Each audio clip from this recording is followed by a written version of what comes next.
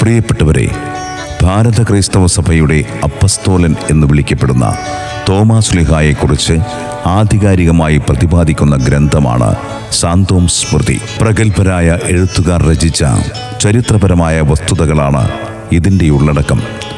പുസ്തക രൂപത്തിൽ നിന്ന് മാറ്റങ്ങളില്ലാതെ ദൃശ്യശ്രാവ്യ രൂപത്തിലേക്ക് കൊണ്ടുവരുവാൻ പരമാവധി ശ്രമിച്ചിട്ടുണ്ട്. എഴുത്തുകളെല്ലാം ഒരേ ശബ്ദത്തിൽ കേൾക്കാൻ കഴിയുന്ന രീതിയാണ് അവലംബിച്ചിരിക്കുന്നത്. പരിമിതികൾക്കുള്ളിൽ നിന്ന് ചെയ്തിരിക്കുന്ന ഈ സംരംഭത്തിലെ സാങ്കേതിക പോരായ്മകൾ ഉണ്ടെങ്കിൽ സദയം ക്ഷമിക്കുമെന്ന് പ്രതീക്ഷിക്കുന്നു.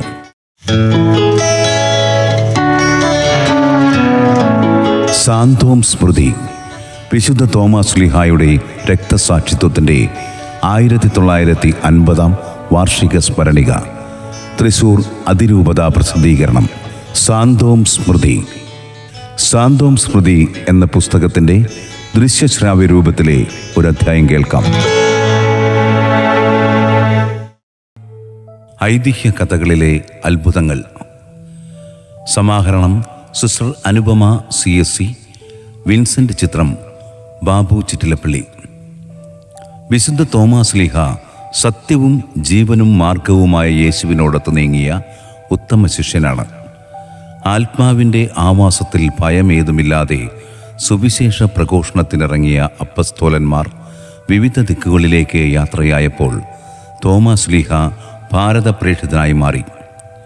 തോമയുടെ സുവിശേഷ പ്രഘോഷണത്തെക്കുറിച്ചും യാത്രകളെക്കുറിച്ചും ഇന്നുള്ള രേഖകളെക്കുറിച്ചും അത്ഭുതങ്ങളെക്കുറിച്ചും ചരിത്രകാരന്മാർക്കിടയിൽ ഭിന്നതയുണ്ടെങ്കിലും അദ്ദേഹം ഭാരതത്തിൽ വന്നു എന്നതിനെക്കുറിച്ച് ഏവർക്കും ഏകാഭിപ്രായമാണ്. തോമാ ശ്ലീഹായുടെ സുവിശേഷ പ്രഘോഷണത്തെ ദൈവം അത്ഭുതങ്ങളിലൂടെയും അടയാളങ്ങളിലൂടെയും ഫലപ്രദമാക്കി. തോമാ ശ്ലീഹ സ്ഥാപിച്ച കേരളത്തിലെ പള്ളികളോടും രക്തസാക്ഷിത്വം വരിച്ച മൈലാപ്പൂരിനോടും ബന്ധപ്പെട്ട് പല ഐതിഹ്യങ്ങളും പാരമ്പര്യങ്ങളും നിലവിലുണ്ട്. പരമ്പരാഗതമായി കൈമാറി വന്ന സംഭവ വികാസങ്ങളുടെ വിശദീകരണങ്ങൾ ചിലപ്പോൾ വ്യത്യാസപ്പെട്ടേക്കാം. ചില കഥകൾ തോമായുടെ നടപടികളിൽ പരാമർശിക്കുന്ന സംഭവങ്ങളുടെ നേർഛേദങ്ങളാണ്. എന്നാൽ ഇവയിലൂടെയെല്ലാം വെളിപ്പെട്ടത് ഏകദൈവത്തിൻ്റെ മഹത്വവും തോമാ ശ്ലീഹായുടെ വിശ്വാസ സാക്ഷ്യവുമാണ്. അങ്ങനെയുള്ള ഐതിഹ്യ കഥകളിലെ അത്ഭുതങ്ങൾ താഴെ വിവരിക്കുന്നു. 1. സ്വർഗത്തിൽ പണിയപ്പെട്ട കൊട്ടാരം. കാബൂളിലെ ഗുണ്ടഫർ രാജാവിന് മനോഹരമായ ഒരു കൊട്ടാരം പണി ചെയ്യുന്നതിനായി വിദഗ്ധ ശില്പികളെ അന്വേഷിക്കുന്ന കാലം. രാജാവ് തൻ്റെ ശ്രേഷ്ഠദൂതനായ ഹബാനെയാണ് ഈ ദൗത്യം ഏൽപ്പിച്ചത്. അദ്ദേഹം ശില്പികളുടെ നാടായ പാലസ്തീനായിൽ എത്തുകയും ഈശോയുടെ പ്രിയ ശിഷ്യനായ തോമസിനെ പരിചയപ്പെടുകയും ചെയ്തു. സമർത്ഥനായ ശില്പകലാ വിദഗ്ധനെന്ന നിലയിൽ തോമാ ശ്ലീഹായെ ഭാരതത്തിലെത്തിച്ചത് ഹബാൻ ആണെന്നാണ് ഐതിഹ്യം. കൊട്ടാരത്തിലെത്തിയ തോമാ ശ്ലീഹായ്ക്ക് വൻ സ്വീകരണമാണ് ലഭിച്ചത്. കൊട്ടാരം പണിയുവാനുള്ള രൂപരേഖയും ആവശ്യമായ പണവും രാജാവ് തോമസിനെ ഏൽപ്പിച്ചു. രാജാവിനുള്ള കൊട്ടാരം സ്വർഗത്തിൽ പണിയപ്പെടുമെന്ന് പറഞ്ഞ് പണം മുഴുവൻ ദരിദ്രർക്ക് ദാനം ചെയ്തു. ഇക്കാര്യമറിഞ്ഞ് കോപിഷ്ഠനായ രാജാവ് തോമസിനെ കാരാഗൃഹത്തിലടച്ചു. ആ ദിവസം തന്നെ രാജസഹോദരൻ ഗാഡിന് സ്വപ്നദർശനമുണ്ടാവുകയും സ്വർഗത്തിൽ മനോഹരമായ കൊട്ടാരം പണിതിരിക്കുന്നത് മാലാഖ കാണിച്ചു കൊടുക്കുകയും ചെയ്തു. സ്വപ്നദർശനത്തിലൂടെ കാര്യങ്ങളുടെ നിജസ്ഥിതി മനസ്സിലാക്കിയ ഗാഡിൻ്റെ വാക്കുകൾ രാജാവിൽ മാനസാന്തരം സൃഷ്ടിക്കുകയും അപ്പസ്തോലനെ സ്വതന്ത്രനാക്കുകയും ചെയ്തു. ശ്ലീഹായുടെ വിശ്വാസ സ്ഥിരതയും തീക്ഷ്ണതയും ഇതിലൂടെ വ്യക്തമാകുന്നു. 2. മരിച്ചവൻ സംസാരിക്കുന്നു. സുവിശേഷ പ്രചരണാർത്ഥം തോമാ ശ്ലീഹ തൃക്കൺപാലേശ്വരം എന്ന സ്ഥലത്തെത്തി കുരിശു സ്ഥാപിച്ചു. മതവിപ്ലവകാരികൾ കുരിശിൻ്റെ പാവനത നശിപ്പിക്കുന്ന പ്രവർത്തനങ്ങൾ ആരംഭിച്ചു. ഇതറിഞ്ഞ ശ്ലീഹ മതവിരോധികൾ എറിഞ്ഞുകളഞ്ഞ കുരിശ് ദിവ്യസൃഷ്ടിയാൽ കണ്ടെടുത്ത് നിരണം എന്ന സ്ഥലത്ത് ദേവാലയ പ്രതിഷ്ഠ നടത്തുകയുണ്ടായി. യേശുവിൽ അചഞ്ചലമായി വിശ്വസിക്കുകയും സുവിശേഷ പ്രഘോഷണം നടത്തുകയും ചെയ്ത ശ്ലീഹായ്ക്ക് വളരെയധികം എതിർപ്പുകൾ നേരിടേണ്ടി വന്നു. അദ്ദേഹത്തെ അപകീർത്തിപ്പെടുത്താൻ ആഗ്രഹിച്ച ബ്രാഹ്മണന്മാരിൽ ഒരുവൻ സ്വന്തം കുഞ്ഞിനെ കുത്തിക്കൊലപ്പെടുത്തി. ആ കുറ്റം ശ്ലീഹായാൽ ആരോപിക്കുകയും ചക്രവർത്തി മുമ്പാകെ ഹാജരാക്കുകയും ചെയ്തു. തങ്ങളുടെ ഗുരു ഒരിക്കലും ഇത്തരത്തിലൊരു ഹീനകൃത്യം ചെയ്യുകയില്ല എന്ന് ശിഷ്യന്മാർ വാദിച്ചെങ്കിലും സത്യം തെളിയിക്കാൻ ചക്രവർത്തി തോമായോട് കൽപ്പിച്ചു. മരിച്ചുപോയ കുഞ്ഞ് തന്നെ കൊന്നതാരാണ് എന്നതിനുള്ള ഉത്തരം പറയട്ടെ എന്ന് തോമ പ്രത്യുത്തരിച്ചു. മരിച്ചവൻ സംസാരിക്കുകയില്ല എന്നുറപ്പുണ്ടായിരുന്ന പ്രതിയോഗികൾ തോമയെ പരിഹസിക്കുകയും മരിച്ച കുഞ്ഞിൻ്റെ മൃതദേഹം ചക്രവർത്തി മുമ്പാകെ കൊണ്ടുവരികയും ചെയ്തു. മനുഷ്യന് അസാധ്യമായത് ദൈവത്തിനു സാധ്യമാണ് എന്ന് ജീവിതത്തിൽ അനുഭവിച്ചറിഞ്ഞ തോമ ധൈര്യസമേതം നിലകൊണ്ടു. മിശിഹായുടെ നാമത്തിൽ ശ്ലീഹ കുഞ്ഞിനോട് ചോദിച്ചു, നിന്നെ കൊന്നതാരാണ്? മിശിഹായുടെ നാമം ഉച്ചരിച്ച നിമിഷം തന്നെ കുഞ്ഞിന് ജീവനുണ്ടാവുകയും ജീവശ്വാസം എടുത്ത് കണ്ണുകൾ തുറന്ന് ഉച്ചസ്വരത്തിൽ വിളിച്ചു പറഞ്ഞു, തോമാശ്ലീഹ സത്യദൈവത്തിൻ്റെ പ്രതിനിധിയാണ്. ഇദ്ദേഹത്തിൻ്റെ നേരെയുള്ള വിദ്വേഷം കൊണ്ട് അദ്ദേഹത്തെ ചതിയിൽ അകപ്പെടുത്തുന്നതിന് വേണ്ടി എൻ്റെ അച്ഛൻ എന്നെ കൊന്നതാണ്. ഒരക്ഷരം പോലും മറുപടി പറയാനാകാതെ കൊലപാതക കുറ്റം കുഞ്ഞിൻ്റെ അച്ഛൻ അംഗീകരിച്ചു. ഈ ഒരു സംഭവത്തെ തുടർന്ന് സാഗാമോസ് ചക്രവർത്തിയും രാജസദസ്സിലുള്ളവരും ക്രിസ്തുമതം സ്വീകരിച്ചു. മറ്റൊരു സംഭവത്തിൽ ഇപ്രകാരം പറയുന്നുണ്ട്: അപ്പസ്തോലനെ അപമാനിച്ച് നാടുകടത്താൻ കുബുദ്ധികളായ ഹൈന്ദവർ തീരുമാനിക്കുകയും ദുർവൃത്തയായ ഒരു വിധവാ സ്ത്രീയെ ശ്ലീഹ ഗർഭിണിയാക്കിയെന്ന പ്രചാരണം നടത്തി. ഈ സ്ത്രീ ഇതിന് കൂട്ടുനിൽക്കുകയും പ്രസവശേഷം കുഞ്ഞിനെ കൊന്നത് ആരോപണത്തിൻ്റെ ശക്തി വർദ്ധിപ്പിച്ചു. ക്രൈസ്തവരുടെ ആഗ്രഹപ്രകാരം മരിച്ച ആ ശിശുവിന് ശ്ലീഹ ജീവൻ നൽകി. കുഞ്ഞു തന്നെ പൊതുജന സമക്ഷം തൻ്റെ പിതാവ് ആരാണെന്നും അപ്പസ്തോലൻ അതീവ പരിശുദ്ധനാണ് എന്നും പറയുകയും ചെയ്തു. 3. വായുവിൽ തടഞ്ഞ ജലം. പാലയൂരിലെ തളിക്ഷേത്രം ഏറെ പ്രസിദ്ധമാണ്. ബ്രാഹ്മണർ തളിക്കുളത്തിലെ കുളി കഴിഞ്ഞ് വെള്ളം കൈക്കുമ്പിളിൽ കോരി ഈശ്വരാർച്ചനയ്ക്കായി മേലോട്ടെറിയുന്ന സന്ദർഭത്തിലാണ് വിദേശീയനായ തോമ ആ വഴി പോകാനിടയായത്. ഇവരുടെ ഈ നിരർത്ഥക പ്രവൃത്തിയിൽ കൗതുകം തോന്നിയ തോമ പറഞ്ഞു, നിങ്ങൾ ചെയ്യുന്നത് വെറും മൗഢ്യമാണ്. നിങ്ങളുടെ ഈശ്വരൻ സത്യദൈവമാണെങ്കിൽ ഈ ജലം സ്വീകരിക്കുമായിരുന്നു. എൻ്റെ ദൈവം സത്യമാണ്. ആ ദൈവത്തിൻ്റെ ദാസനായ എൻ്റെ അർച്ചനകൾ സ്വീകരിക്കുമെന്ന് കൂടി ശ്ലീഹ കൂട്ടിച്ചേർത്തു. തങ്ങൾക്ക് അത് ബോധ്യപ്പെട്ടാൽ തങ്ങൾ ആ ദൈവത്തിൽ വിശ്വസിക്കാമെന്ന് ബ്രാഹ്മണർ ശ്ലീഹായ്ക്ക് വാക്കുകൊടുത്തു. ശ്ലീഹ കണ്ണുകളടച്ച് പ്രാർത്ഥനാപൂർവം വെള്ളം കോരി മേലോട്ടെറിയവേ ജലഗണങ്ങൾ വെള്ളി പോലെ പ്രഭാപൂരം പരത്തി നിന്നു. വെള്ളം കോരിയെടുത്ത ഭാഗം കുഴിഞ്ഞും കാണപ്പെട്ടു. ഈ മഹാത്ഭുതം കണ്ട ബ്രാഹ്മണർ അപ്പസ്തോലൻ്റെ അനുയായികളായി. ജ്ഞാനസ്നാനം സ്വീകരിച്ച അവരുടെ സഹകരണത്തോടെ ബഹുവിസ്തൃതമായ പാലയൂർ നാട്ടിൽ സുവിശേഷം പ്രഘോഷിക്കപ്പെട്ടു. ചരിത്രപ്രസിദ്ധമായ പാലയൂർ ദേവാലയത്തിൽ തോമാശ്ലീഹായുടെ കരങ്ങളാൽ നിർമ്മിക്കപ്പെട്ട കുരിശ് സ്ഥാപിക്കുകയും ചെയ്തു. 4. നഷ്ടപ്പെട്ട കൈ. നിരണം സ്വദേശിയും മാളിയേക്കൽ കുടുംബക്കാരനുമായ ബ്രാഹ്മണൻ കുടുംബസമേതം കൊടുങ്ങല്ലൂരിലായിരുന്നു താമസം. തെരുവീഥികളിലൂടെ സുവിശേഷ സന്ദേശം പ്രചരിപ്പിച്ച തോമാശ്ലീഹ ഒരു ബ്രാഹ്മണ ബാലനെ പരിചയപ്പെട്ടു. ഈ ബാലൻ വിഗ്രഹങ്ങളെ ആരാധിക്കുകയും പൂജിക്കുകയും ചെയ്തു പോന്നു. അനുദിനം അമ്പലത്തിൽ പോയില്ലെങ്കിലും ദേവന്മാരെ ആരാധിച്ചില്ലെങ്കിലും അമ്മ ആഹാരം തരില്ലെന്നും പഞ്ഞവും വസന്തവും തങ്ങളെ ദ്രോഹിക്കുമെന്നും അവൻ പറഞ്ഞു. ഇതുകേട്ട് തോമാശ്ലീഹ സത്യദൈവത്തെക്കുറിച്ചും സുവിശേഷത്തെക്കുറിച്ചും പഠിപ്പിച്ചു. പിറ്റേ ദിവസം തന്നെ ബ്രാഹ്മണ ബാലൻ തോമ എന്ന നാമത്തെയും സ്വീകരിച്ച് ജ്ഞാനസ്നാനപ്പെട്ടു. പൗരോഹിത്യ ശുശ്രൂഷയിലൂടെ മാളിയേക്കൽ തോമ റംബാൻ ആയി ഉയർത്തപ്പെട്ടു. ഇതറിഞ്ഞ ബ്രാഹ്മണർ കുപിതരായി തോമാശ്ലീഹായെ ഉപദ്രവിച്ചു. മനുഷ്യ, നീ എന്താണ് ചെയ്തത്? എന്നെ അടിച്ച കൈ നിനക്ക് നഷ്ടപ്പെടും എന്ന് തോമ പ്രവചിച്ചു. കുറച്ചു ദിവസങ്ങൾക്ക് ശേഷം ഒരു പട്ടി അയാളുടെ കൈ കടിച്ചു മുറിച്ചു. ഈശോയുടെ നാമം വിളിച്ചപേക്ഷിച്ചാൽ, സത്യദൈവത്തെ മഹത്വപ്പെടുത്തിയാൽ നഷ്ടപ്പെട്ട കൈ തിരിച്ചു കിട്ടുമെന്ന് തോമാശ്ലീഹ അവരോട് നിർദ്ദേശിച്ചു. ബ്രാഹ്മണൻ മുറിവിൽ കുരിശടയാളം വരച്ച് പ്രാർത്ഥിച്ചപ്പോൾ കൈ പൂർണ്ണമായും സുഖപ്പെട്ടു. ഇതറിഞ്ഞ രാജാവും 32 ബ്രാഹ്മണ ഇല്ലങ്ങളും ജ്ഞാനസ്നാനം സ്വീകരിച്ചു. രാജാവ് അന്ത്രോസ് എന്നും മരുമകൻ പത്രോസ് എന്ന നാമവുമാണ് സ്വീകരിച്ചത്. 5. വിഷപ്പാമ്പ്. കോട്ടക്കാവ് ക്ഷേത്രമുറ്റത്തുള്ള സർപ്പക്കാവിലെ വലിയ ആൽമരം കൊടുങ്കാറ്റിൽ നിലംപൊത്തി. വൃക്ഷപ്പൊത്തുകളിൽ ഒളിഞ്ഞു കഴിഞ്ഞിരുന്ന വിഷപ്പാമ്പുകൾ ചുറ്റുപാടിലും വ്യാപിച്ചു. പാമ്പുകടിയേറ്റ് പലരും മരിച്ചു. ഈ നാളുകളിൽ അവിടങ്ങളിൽ സുവിശേഷം പ്രഘോഷിച്ചിരുന്ന തോമ ഈ അവസരം പ്രയോജനപ്പെടുത്തി പാമ്പുകടിയേറ്റ് മരണമടഞ്ഞവരെ ക്രിസ്തുനാമത്തിൽ ശ്ലീഹ ഉയർപ്പിച്ചു. ഈ സമയം മന്ത്രവാദത്തിലും ആഭിചാരവൃത്തിയിലും വിദഗ്ധരായ തന്ത്രിമാർ സർപ്പങ്ങളെ ക്ഷേത്രത്തിലെ കരിങ്കല്ലിലേക്ക് ആവാഹിക്കാൻ തുടങ്ങിയപ്പോൾ ശ്ലീഹ തൻ്റെ യോഗദണ്ഡുകൊണ്ട് പാമ്പുകളെ അഗ്നിജ്വാലയാക്കി മാറ്റി. ഈ സംഭവങ്ങൾ കണ്ടവരും കേട്ടവരുമായ എല്ലാവരും ക്രിസ്തുവിനെ ദൈവമായി അംഗീകരിച്ച് ജ്ഞാനസ്നാനം സ്വീകരിച്ചു. 6. അഗ്നിബാധ. മൈലാപ്പൂരിൽ സുവിശേഷ പ്രഘോഷണം നടത്തിയിരുന്ന നാളുകളിൽ ശ്ലീഹ ശത്രുക്കളുടെ സങ്കേതത്തിൽ അകപ്പെടുവാൻ ഇടയായി. കിട്ടിയ അവസരം മുതലെടുക്കാൻ ക്രിസ്തുമത വിരോധികളായ അവർ തീരുമാനിച്ചു. ക്രിസ്തുമതത്തിന് നിരക്കാത്ത പ്രവൃത്തികൾ ചെയ്യാൻ അവർ തോമായെ നിർബന്ധിച്ചു.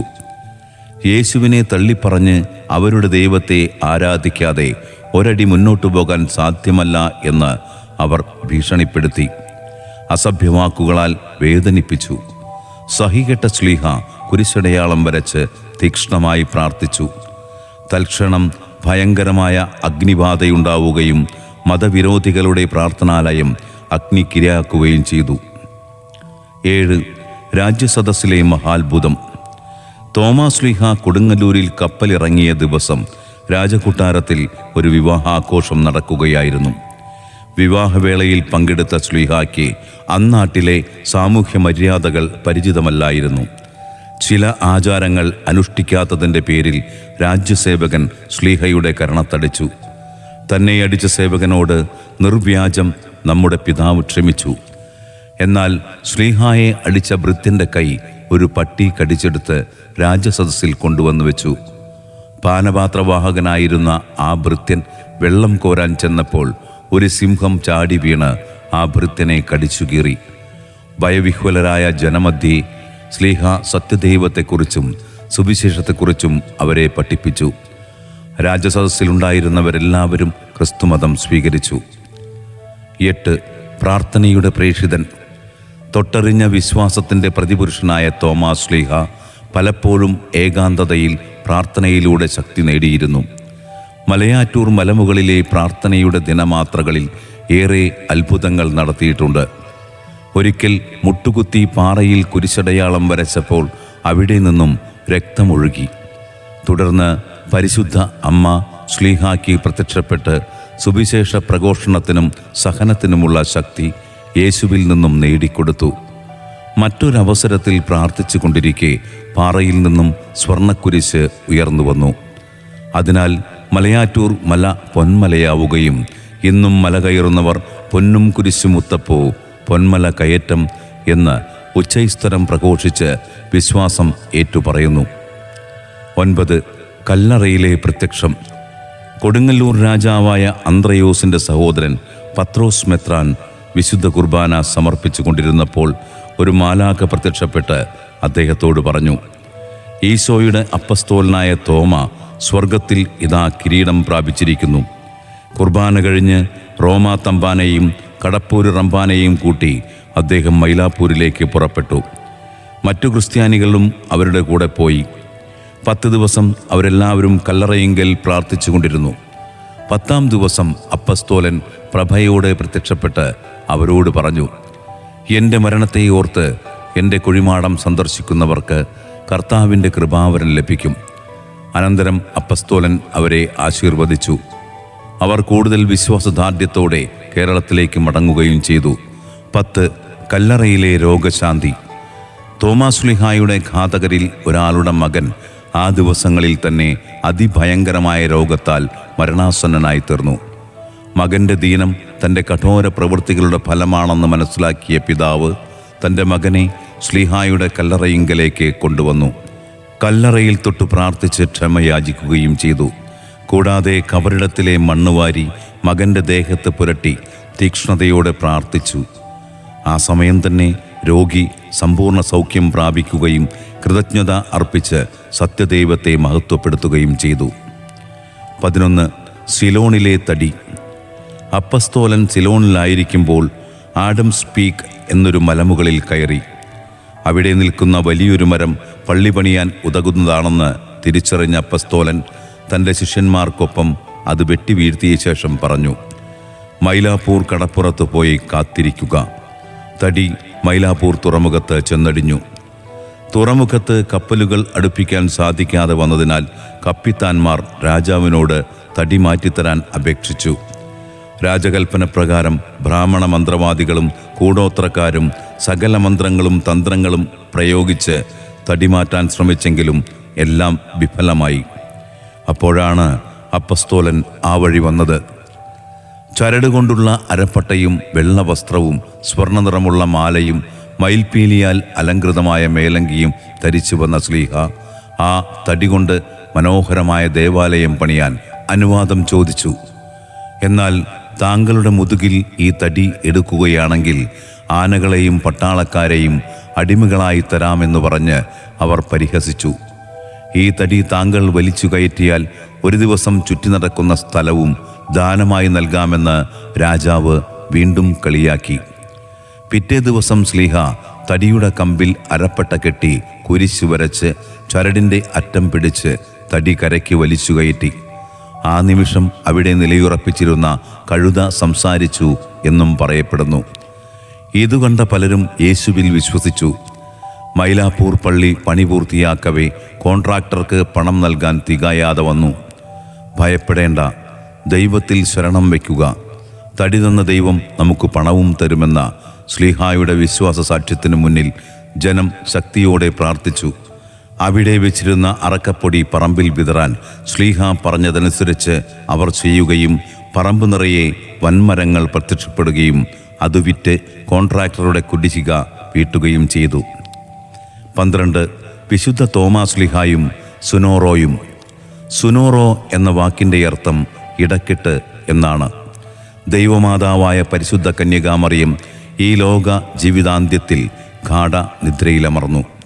പുത്രൻ്റെ ബഹുമാനത്തിനും അവിടുത്തെ അമ്മയുടെ മഹത്വത്തിനും വേണ്ടി ദൈവമാതാവിൻ്റെ ഭൗതിക ശരീരത്തെയും ആത്മാവിനെയും മഹത്വത്തിലേക്ക് എടുക്കപ്പെട്ടുവെന്ന് സഭ നമ്മെ പഠിപ്പിക്കുന്നു.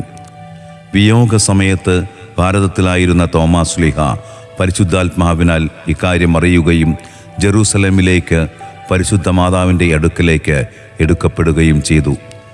അമ്മയുടെ സ്വർഗാരോഹണ ദർശനം തനിക്കും തരണമെന്ന ശ്ലീഹായുടെ അപേക്ഷ പ്രകാരം മാതാവിൻ്റെ പ്രത്യേക ദർശനം തോമാശ്ലീഹായ്ക്ക് അനുവദിക്കുകയും അമ്മയുടെ കൈലേസും ഇടക്കെട്ടും ശ്ലീഹായ്ക്ക് നൽകപ്പെടുകയും ചെയ്തു. തോമാശ്ലീഹ ഇന്ത്യയിലേക്ക് തിരികെ പോന്നപ്പോൾ സുനോറോ അമൂല്യമായി കൂടെ കൊണ്ടുപോന്നു. ശ്ലീഹായുടെ മരണശേഷം 394 മാതാവിൻ്റെ ഈ അരക്കെട്ട് ഉറഹയിലേക്കും അവിടെ നിന്ന് 705 ആഗസ്റ്റ് 22 ഹോംസിലെ വിശുദ്ധ മാതാവിൻ്റെ നാമധേയത്തിലുള്ള പള്ളിയിലേക്കും മാറ്റപ്പെട്ടു. ഹോംസിലെ ആർച്ച് ബിഷപ്പ് ഈ ദേവാലയം 1953 ജൂലൈ 20 പുതുക്കിപ്പണിത ബലിപീഠത്തിൻ്റെ ഉള്ളിൽ പൂജ്യമായി സൂക്ഷിച്ചിരുന്ന ഈ മാതാവിൻ്റെ അരക്കെട്ട് വിശ്വാസികൾക്ക് വണങ്ങുന്നതിനായി പ്രതിഷ്ഠിച്ചു. ഈ അരക്കെട്ട് പുരാവസ്തു ഗവേഷകരുടെ റേഡിയോ കാർബൺ കാലനിർണയ തീർപ്പിന് വിധേയമാക്കുകയും വിശ്വാസികളുടെ വിശ്വാസം ശരിയാണെന്ന് സ്ഥിരീകരിക്കുകയും ചെയ്തു. ഈ തിരുശേഷിപ്പ് വർഷത്തിൽ 5 തവണ Christmas, Easter, May 1, August 15, September 8 എന്നീ ദിവസങ്ങളിൽ വിശ്വാസികൾക്ക് പൊതുവണക്കത്തിനായി തുറന്നുകൊടുക്കുന്നു. 13. പാനപാത്രവാഹകൻ്റെ കൈ. തോമാശ്ലീഹായും അനുയായികളും പട്ടണത്തിലെത്തിയപ്പോൾ രാജാവിൻ്റെ ഏകപുത്രിയുടെ വിവാഹം നടക്കുകയായിരുന്നു. രാജ്യമൊട്ടാകെ ക്ഷണമുണ്ടായിരുന്നതിനാൽ അവർ പന്തലിൽ പ്രവേശിച്ച് ഭക്ഷണത്തിനിരുന്നു. വിദേശിയായ തോമ എല്ലാവരുടെയും ശ്രദ്ധയിൽപ്പെട്ടു. ഈ സമയം ഹെബ്രയക്കാരിയായ ഒരു യുവതി പുല്ലാങ്കുഴൽ ഊതിക്കൊണ്ട് വിരുന്നുകാരുടെ ഇടയിലേക്ക് വന്നു. അപ്പസ്തോലൻ്റെ അടുത്തു ചെന്ന് കുറേ നേരം കുഴലൂതി. എന്നാൽ തൻ്റെ യാത്രയെക്കുറിച്ച് ചിന്താമഗ്നനായിരുന്ന ശ്ലീഹ ഇത് ശ്രദ്ധിച്ചില്ല.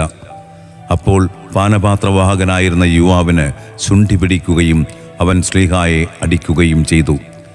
അദ്ദേഹം കണ്ണുകളെ ഉയർത്തി സൂക്ഷിച്ചു നോക്കിയിട്ട് ഇപ്രകാരം പറഞ്ഞു: എൻ്റെ ദൈവം നിത്യമായ ശിക്ഷയിൽ നിന്നും നിന്നെ മോചിപ്പിക്കട്ടെ. ഇത് സാധ്യമാക്കാൻ അവിടുന്ന് ലോകത്തിൽ അത്ഭുതങ്ങൾ കാണിക്കട്ടെ. അപ്പസ്തോലനെ അടിച്ച പാനപാത്രവാഹകൻ വെള്ളം എടുക്കുന്നതിനായി സമീപത്തുള്ള അരുവിക്കടുത്തേക്ക് പോയി.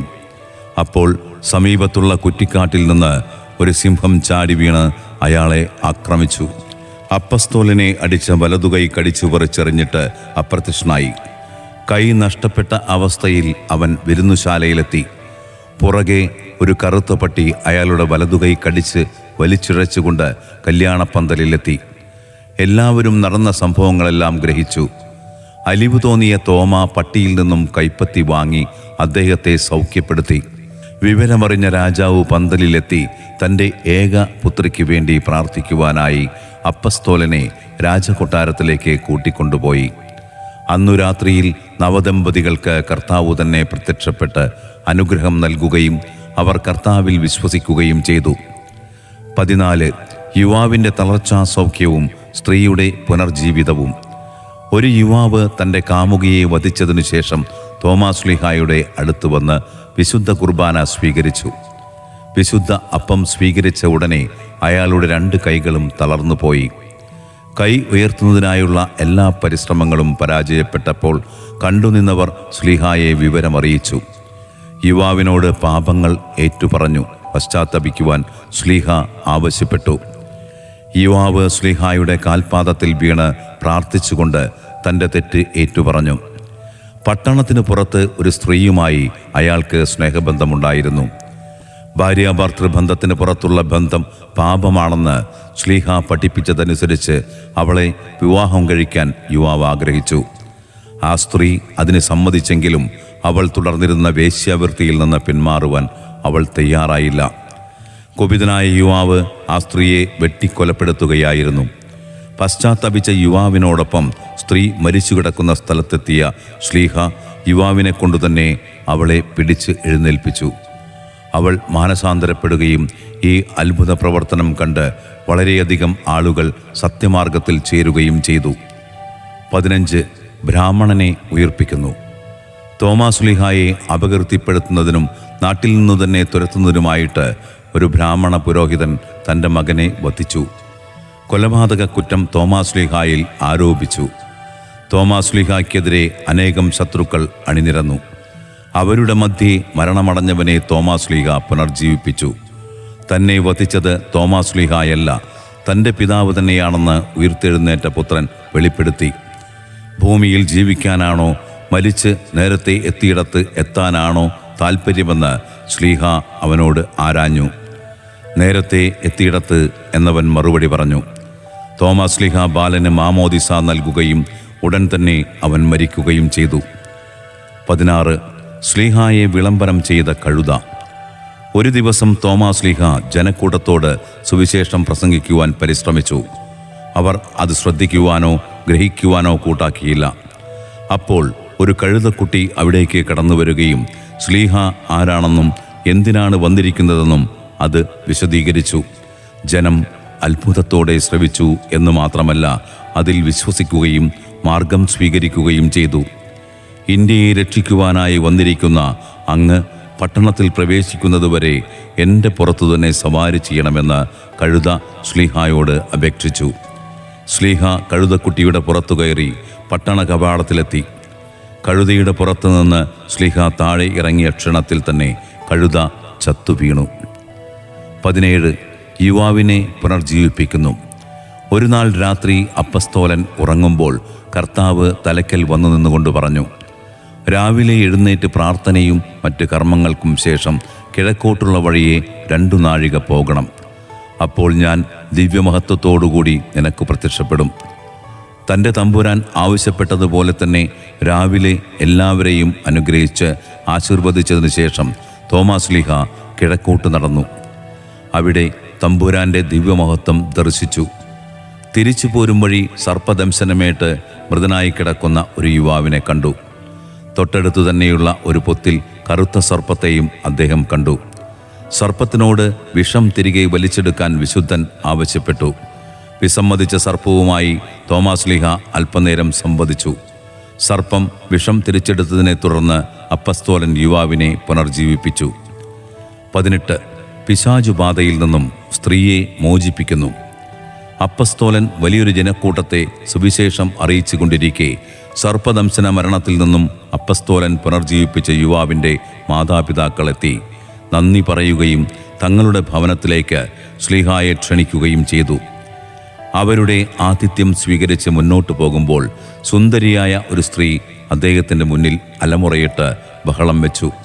ഒരു ദുർഭൂതം അതികഠിനമായി അവളെ ദ്രോഹിക്കുന്നുണ്ടെന്ന് മനസ്സിലാക്കിയ ശ്ലീഹ ഭൂതത്തിനോട് അവളിൽ നിന്നും പുറത്തു പോകാൻ കൽപ്പിച്ചു. ശ്ലീഹായുടെ ശക്തമായ കൽപ്പന കേട്ട ഭൂതം അവളിൽ നിന്നും പുറത്തുപോയി. അവൾ ശാന്തമായും സൗമ്യമായും സംസാരിക്കുവാൻ ആരംഭിച്ചു. ഇതു കണ്ടവരും അറിഞ്ഞവരുമായ അനേകം പേർ അദ്ദേഹത്തിൻ്റെ പ്രസംഗം കേൾക്കുകയും പ്രവൃത്തികൾ കാണുകയും ചെയ്ത് വിശ്വാസം സ്വീകരിച്ചു. 19 സേനാനായകൻ്റെ കുടുംബം. തോമാശ്ലീഹ ഈശോ മിശിഹായെ പ്രസംഗിക്കുന്നതിനിടയിൽ ഒരു രാജാവിൻ്റെ സേനാനായകൻ അപ്പസ്തോലൻ്റെ കാൽക്കൽ വീണ് തൻ്റെ കുടുംബത്തെ രക്ഷിക്കണമെന്ന് ആവശ്യപ്പെട്ടു. ഒരിക്കൽ ഒരു സ്നേഹിതൻ്റെ ഭവനത്തിൽ വിരുന്നുപോയി തിരിച്ചു വരുന്ന വഴി തൻ്റെ ഭാര്യയെയും മകളെയും ആരോ ക്രൂരമായി ആക്രമിച്ചു. ബോധരഹിതനായ അവർ 3 വർഷമായി തളർന്നു കിടക്കുകയാണെന്ന് അറിയിച്ചു. ഞാൻ മിശിഹായല്ല എന്നു പറഞ്ഞ ശ്ലീഹ തൻ്റെ ഗുരുവായ ഈശോയിൽ വിശ്വസിക്കുകയും ആശ്രയിക്കുകയും ചെയ്താൽ സൗഖ്യം പ്രാപിക്കും എന്നറിയിച്ചു. അവർ കർത്താവിൽ ശരണപ്പെടുകയും വിശ്വസിക്കുകയും ചെയ്യുന്നുവെന്ന് സാക്ഷ്യപ്പെടുത്തി തൽക്ഷണം അദ്ദേഹത്തിൻ്റെ കുടുംബത്തിൽ രോഗസൗഖ്യം ഉണ്ടാകുകയും അവർ സത്യമാർഗത്തിൽ ചേരുകയും ചെയ്തു. 20 കഴുതയുടെ സുവിശേഷം പ്രസംഗം. നിരണത്ത് കുരിശ് സ്ഥാപിച്ചതിനെ തുടർന്ന് തോമാശ്ലീഹ ചായലിലേക്ക് പോയി. ആ സമയത്ത് ശത്രുക്കൾ കുരിശ് അപഹരിച്ചു. തങ്ങൾ വണങ്ങിയിരുന്ന കുരിശ് എവിടെ പോയി എന്നറിയാതെ അവിടുത്തെ വിശ്വാസികളെല്ലാവരും വിഷമിച്ചിരിക്കുമ്പോൾ ഒരു കഴുത അവരുടെ മധ്യത്തിലേക്ക് വന്നു. അത് അവിടെ പൂഴിമണ്ണിൽ കുരിശടയാളം വരച്ച് വണങ്ങി. അതിനുശേഷം ആ കഴുത സംസാരിക്കുവാൻ തുടങ്ങി. അതു കേൾക്കാൻ ജനങ്ങളും കഴുത സംസാരിച്ചത് കുരിശിൻ്റെ മഹത്വത്തെക്കുറിച്ചാണ്.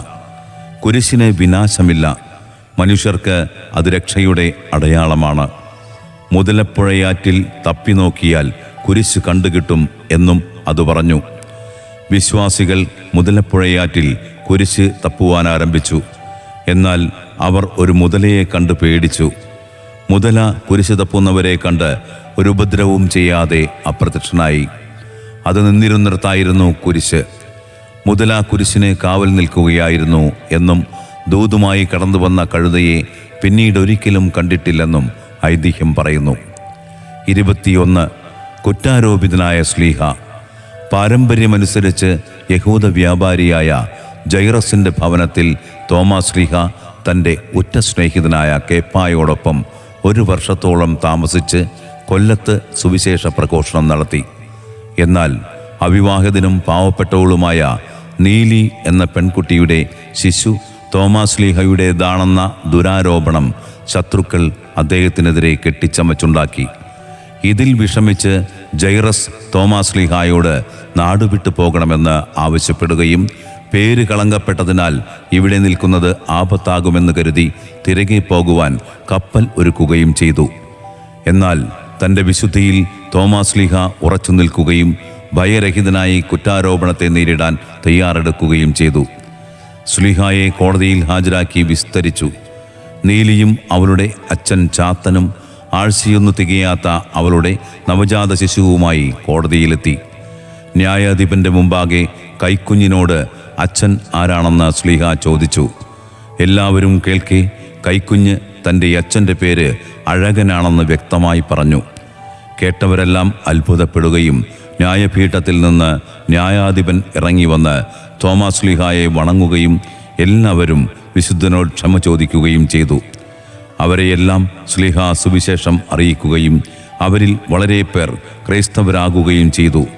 അങ്ങനെ കൊല്ലം ക്രൈസ്തവ ദേശമാവുകയും മാർത്തോമ എല്ലാവരുടെയും മുത്തപ്പനായി മാറുകയും ചെയ്തു. 22 അത്ഭുത രൂപം. കോക്കമംഗലം പള്ളിയുടെ മധുബഹായിൽ പൂജ്യമായി പ്രതിഷ്ഠിച്ചിരിക്കുന്ന വിശുദ്ധ തോമാശ്ലീഹായുടെ അത്ഭുത രൂപം വളരെ പ്രസിദ്ധമാണ്. കുടവെച്ചൂർ പള്ളിയുടെ വികാരിയായിരുന്ന ചാക്കോ കട്ടക്കയം അച്ഛൻ്റെ വിശ്വസ്ത സഹായിയായിരുന്നു മത്തായി. ഒരിക്കൽ വിശുദ്ധ തോമാശ്ലീഹായുടെ ഒരു രൂപം കോക്കമംഗലം പള്ളിയിൽ സ്ഥാപിക്കാൻ നിർദ്ദേശിച്ചുകൊണ്ടുള്ള ഒരു സ്വപ്നം അദ്ദേഹത്തിനുണ്ടായി. കോട്ടയത്തിനടുത്തുള്ള മാന്നാനം കർമ്മലീത്ത ആശ്രമത്തിൽ ആ വിശിഷ്ട രൂപം ഉണ്ട് എന്നും വെളിപ്പെടുത്തുകയുണ്ടായി. രൂപമന്വേഷിച്ച് കർമ്മലീത്ത ആശ്രമത്തിലെത്തിയ മത്തായിക്ക് രൂപം കിട്ടിയില്ല. മത്തായി വിശേഷിപ്പിച്ച രീതിയിലുള്ള ഒരു രൂപത്തെക്കുറിച്ച് ആശ്രമവാസികൾക്ക് ആർക്കും അറിയില്ലായിരുന്നു. അതിനാൽ ഏതാനും ദിവസങ്ങൾക്കകം ആശ്രമ ദേവാലയത്തിലിരിക്കുന്ന കാനോന നമസ്കാര പുസ്തകത്തിനടുത്തുണ്ട് എന്ന് മറ്റൊരു ദർശനം കൂടി മത്തായിക്ക് ലഭിച്ചു. മത്തായി തിരക്കിട്ട് മാന്നാനം ആശ്രമത്തിലെത്തി കാര്യം അവതരിപ്പിച്ചു. വെളിപാടനുസരിച്ച് തന്നെ കാര്യങ്ങൾ നടന്നു. ഇന്നത്തെ കോക്കമംഗലം പള്ളി പരിസരത്തെത്തിയപ്പോൾ മത്തായി ബോധരഹിതനായി രൂപവുമായി നിലംപതിച്ചു. വിവരങ്ങൾ ഗ്രഹിച്ച നാട്ടുകാർ പ്രസ്തുത രൂപം അവിടെ തന്നെ ആശീർവദിച്ച് പ്രതിഷ്ഠിച്ചു. 23 കോട്ടയ്ക്കാവിലെ അത്ഭുതം. കോട്ടയ്ക്കകത്തുള്ള കാവ് എന്നർത്ഥമുള്ള കോട്ടയ്ക്കാവിൽ ഒരു ക്ഷേത്രവും അതിനോടനുബന്ധിച്ച് ഒരു ബ്രാഹ്മണ കോളനിയും ഉണ്ടായിരുന്നു.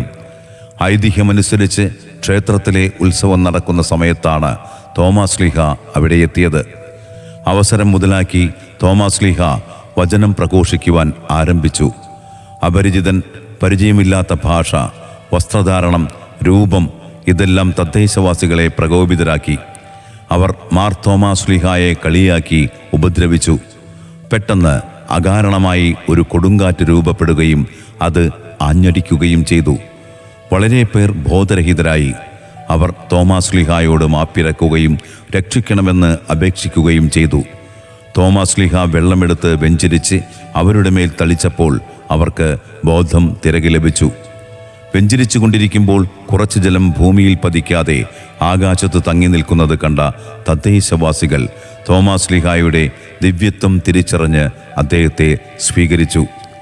നമ്മുടെ ഭാരത മണ്ണിൽ വിശ്വാസത്തിൻ്റെ വിത്തുപാകിയ വിശുദ്ധ തോമാശ്ലീഹായോട് നാം കടപ്പെട്ടിരിക്കുന്നു. ഭാരതസഭയ്ക്ക് വേണ്ടി തോമാശ്ലീഹായെ തിരഞ്ഞെടുത്ത ദൈവത്തെ നമുക്ക് സ്തുതിക്കാം. ഭാരതത്തിനു വേണ്ടി, അതിൻ്റെ സമാധാനത്തിനും ഐക്യത്തിനും വേണ്ടി അപ്പസ്തോലൻ്റെ മാധ്യസ്ഥം തേടാം. അവലംബം വിശുദ്ധ തോമാശ്ലീഹ, പ്രേക്ഷിത വേലയും രക്തസാക്ഷിത്വവും. ഫാദർ ബിജു തേക്കാനത്ത്. സാന്തോം സ്മൃതി. സാന്തോം സ്മൃതിയുടെ ദൃശ്യശ്രാവ്യ രൂപത്തിലെ ഒരു ലേഖനമാണ് നിങ്ങളിപ്പോൾ കേട്ടത്. തുടർന്ന് കേൾക്കുവാനും കാണുവാനും യൂട്യൂബ് സന്ദർശിക്കുക. പുസ്തകരൂപം തയ്യാറാക്കിയിരിക്കുന്നത് patron Mar Andrews Thazhath, archbishop of Thrissur. Advisory board professor George Menachery, reverend doctor Paul Pulikkan, reverend doctor Dominic Thalakkodan. Chairman reverend brother Jose Chunkath MMB. Vice chairperson reverend doctor Devassy Panthallookkaran, sister Venma CSC. Editor mister Babu Chittilappilly. Published on 3 July 2024. Design smritidesign.com. Printing Anasura offset, Kochi.